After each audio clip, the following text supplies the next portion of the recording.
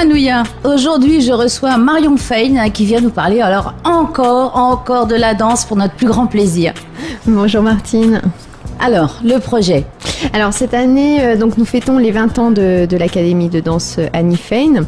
Donc on n'a pas tous les jours 20 ans, donc on a souhaité... Oh non, ça fait longtemps même. Exact, pour moi aussi. Et on a souhaité marquer cet événement en organisant donc une 4e rencontre internationale de danse. Donc un événement que l'on organise généralement tous les 2-3 ans, ça dépend un petit peu des circonstances. Donc là, les circonstances étaient réunies pour qu'on l'organise. Alors avec un beau gâteau, des bougies. Ah ben non. Vous n'allez pas faire de bougies géantes? Vous n'allez pas faire la danse des bougies? Non, pas du tout. Non, bon, ça pour reste, les 40 ans, allez. Voilà, ça reste une célébration, mais qui doit s'ancrer dans la danse avant tout. Donc, pas de chichi, de la danse. Voilà. Et donc, le principe de l'événement, c'est réunir sur un même lieu, au même moment, des danseurs d'univers différents et de se remémorer aussi les temps forts et les disciplines qui marquent l'école. Donc c'est plus une affirmation, je dirais, de ce qu'est l'Académie de danse Annie Fein dans son essence, plus qu'une célébration avec bougies. Voilà. Ouais, bon, c'était pour rigoler les bougies. Oh, il y aura quand même un after. Je l'espère. Ah, bon, je viendrai alors. Ok. Alors, qu'est-ce qu'il y a vraiment au programme? Alors, au programme... Alors, attends, on redonne la date peut-être? Oui. Oui, j'ai oublié. Alors, c'est les 11 et 12 mars au Grand Théâtre de la Maison de la Culture, à 19h30. Les billets sont en vente, je crois, aux deux carrefours, comme d'habitude. Voilà. Oui, c'est plus sûr. Voilà. Je confirme. Oui, bon. Et alors, donc, quel prix? 3 000 francs tarif unique. Donc, combien d'heures de spectacle? Entre 1h30 et 2h, ça dépend. Oui, c'est ce qui me semblait, que ça va être un gros morceau, puisque il va y avoir beaucoup de ballets, de tableaux. Voilà, en fait, cette année, la particularité aussi, s'agissant d'une rencontre, la particularité est d'inviter donc des danseurs qui vont faire figure un petit peu d'inspiration pour nos propres élèves, pour la population aussi, et aussi c'est un régal pour les yeux, pour les spectateurs qui ont simplement envie de découvrir ou redécouvrir la danse. Donc on a ce principe d'inviter. On invite la New Zealand School of Dance, qui est l'école nationale de danse de Nouvelle-Zélande. Ça, vous les invités sont des invités récurrents un peu. C'est vrai. Ce sont des invités un petit peu privilégiés, parce qu'on sait qu'on a établi depuis maintenant 10 ans, ça passe très vite aussi, une relation privilégiée avec cet établissement, dans le sens où on les reçoit, mais ils nous reçoivent aussi. Donc ça va être l'enjeu aussi dans une deuxième partie de l'année. On va avoir une dizaine de nos élèves qui partent à la New Zealand School of Dance pour suivre des masterclass. Il y aura un événement là-bas, je suppose. Et quels sont les danseurs tête d'affiche que vous faites venir? Alors, on a trois jeunes espoirs de la danse qui présentent chacun leur particularité en fait. Le premier s'appelle Yuri Marquez.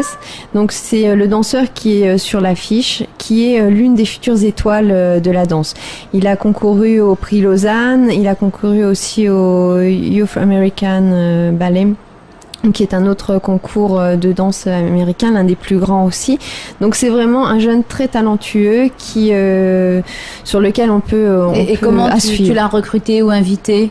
C'est la New Zealand School of Dance qui nous a fait ce beau cadeau. Mais dès qu'on voit la photo, ou ne serait-ce que l'affiche, il s'envole. Voilà. Et il nous envole avec lui. Exactement. Voilà. Donc lui, c'est une future étoile de la danse. On a également un jeune espoir de la danse qui est originaire de Auckland, qui s'appelle Laura. Donc elle a à peine 16 ans, et on voit déjà dans sa façon d'appréhender le mouvement que une belle carrière se dessine aussi pour elle. Mais elle est très jeune, donc ça peut être aussi quelque chose d'intéressant au niveau interne, au niveau de l'académie, parce que beaucoup de nos élèves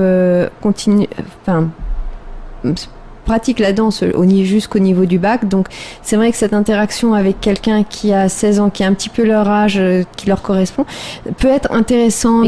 Qui fait carrière déjà, ou qui est encore élève? Elle est encore élève. Donc ça peut être aussi créateur de vocation. Et enfin, on a un troisième jeune qui s'appelle Connor, qui a 19 ans, lui, et qui est d'origine samoane. Et qui a commencé le hip-hop et qui s'est reconverti récemment en danseur contemporain. Donc c'est un très bel exemple aussi de... Donc il y a des passerelles dans la danse, on n'est pas figé en fait. Voilà. C'est la danse avec un D majuscule. Voilà, et lui, ce qui l'attire aussi dans ce séjour et dans cette rencontre, c'est le fait de pouvoir justement découvrir Tahiti. Étant polynésien, lui ce qui l'intéresse aussi, c'est de découvrir aussi la richesse de la culture tahitienne. Donc les deux soirées, c'est le même spectacle. Voilà, c'est le même spectacle. Et j'oubliais une tierce personne aussi, c'est Turid Vevzem, qui en fait est l'ancienne directrice et maîtresse de ballet du Royal New Zealand Ballet, donc la compagnie nationale, qui est, pour la situer par rapport à la New Zealand School of Dance, la compagnie donc vers laquelle se dirigent les étudiants de cette école prestigieuse, qui nous fait l'honneur de venir aussi chapeauter toute cette rencontre. Donc on a vraiment un très beau plateau. Et alors, votre école, vous, vos élèves vont danser quoi? Ils vont danser La Belle au Bois dormant. Donc, c'est un ballet qui fait partie du répertoire de la danse classique. C'est-à-dire que, voilà, c'est à partir de ces ballets références dont les chorégraphies ont été élaborées par des grands noms de la danse. Donc là, en l'occurrence, Rodolphe Nureyev. On évalue le niveau technique, mais aussi le niveau d'interprétation artistique des danseurs. Donc, eux, cette année, se sont attelés avec Annie, donc qui est la directrice de l'école, à travailler sur La Belle au Bois dormant et particulièrement cette valse que l'on connaît tous, oui. Que je ne vous chanterai pas parce que je chante comme toute danseuse qui se respecte, absolument faux. Voilà. Mais on ne peut pas être parfaite partout. Là, c'est vraiment catastrophique. Voilà. Et donc, c'est par le biais aussi de ce ballet phare du répertoire qu'ils vont rencontrer la New Zealand School of Dance parce que elles vont interpréter donc cette valse et qui va être prolongée. Le tableau va être prolongé avec des variations, des duos qu'ont interprété la New Zealand School of Dance. Donc un spectacle magnifique. Alors je suppose que les répétitions vont bon train. Oui, alors les répétitions vont bon train, c'est exact. Je soulignerai aussi la présence de Tuari Traki qui se joint à nous, qui est danseur donc traditionnel, lui qui travaille sur un duo. Donc c'est une rencontre qui prend plein de sens puisque voilà, on a travaillé ensemble sur des créations en danse contemporaine et en Ore Tahiti. Donc on avait tenu à ce qu'il soit inclus dans cette rencontre. Et c'est vrai que bon ben voilà, les répétitions vont bon train, que ce soit ici, que ce soit en Nouvelle-Zélande, parce qu'on reçoit des nouvelles via les réseaux sociaux. Et vous voyez un petit peu par Skype? Voilà, on se voit par Skype, on se voit aussi par Facebook, par Instagram, enfin par tous les réseaux sociaux possibles et imaginables. Et effectivement, je pense que ça promet d'être joli. Alors moi je voudrais un petit mot quand même pour revenir sur l'expérience Handi Dance. Oui. Est-ce que ça a changé un petit peu quelque chose au sein de l'école? Ah oui, complètement. Particulièrement pour les jeunes qui se sont investis dans cette aventure, qui se sont investis physiquement, qui ont travaillé et psychologiquement aussi. Oui. Et c'est exact. Alors, c'est vrai que la plus belle phrase que j'ai retenue d'une de mes danseuses, ça a été que cette rencontre avait été la définition même du bonheur.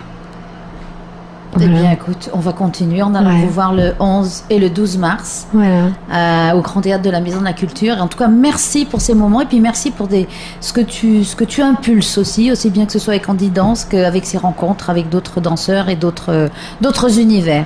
Merci. Merci Martine.